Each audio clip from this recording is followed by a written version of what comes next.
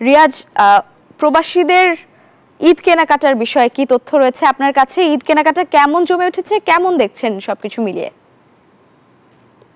যেমনটি বলছিলেন, আসলে ইউরোপের মধ্যে ইতালির রাজধানী রোমে জমে উঠেছে ঈদের বাজার।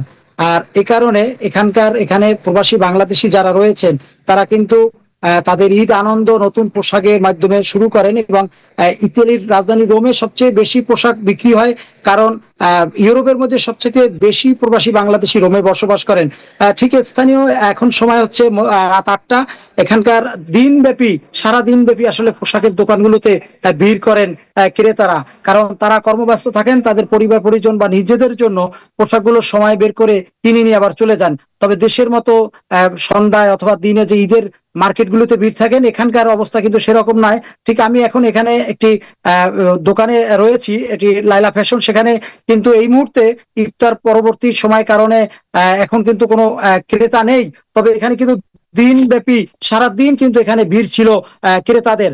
আর এখানকার ব্যবসায়ী সহ ইতালির রাজধানী রোমে অনেকগুলো গার্মেন্টস দোকান রয়েছে, বিভিন্ন দোকান রয়েছে যেগুলো ঈদের সামগ্রী কেনার জন্য, পোশাক কেনার জন্য, টুপি, তবজি, তারপর আতর, এইসব দোকানগুলো রয়েছে।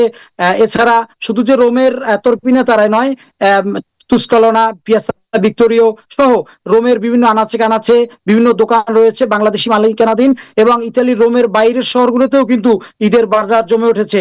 এবছর অধিক বিক্রি হচ্ছে, এবং প্রবাসী বাংলাদেশিরা বলছেন তারা কর্মব্যস্ত থাকার কারণে নতুন পাঞ্জাবি পরে নামাজ পড়বেন, নতুন পোশাক পরবেন, এরপরই তারা তাদের কর্মব্যস্ততায় ছুটে যাবেন। আমি একটু দেখানোর চেষ্টা করছি, এখানে একটি দোকান রয়েছে। এই দোকানগুলোতে কিন্তু বিভিন্ন দেশের পোশাক সাজিয়ে রেখেছেন, এবং এখান থেকে তাদের পছন্দের পোশাকগুলো আসলে কিনে নিয়ে যাচ্ছেন প্রবাসীরা।